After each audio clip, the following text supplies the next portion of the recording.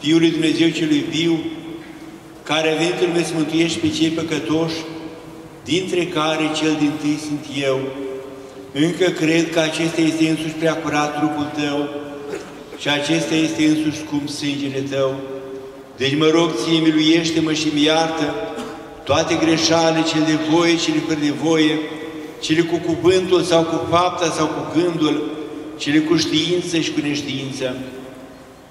Mă învrednicește fără de o sândă, mă împărtășesc cu prea curatele tale taine, prin iertarea păcatelor, pe viața de veci. Amin.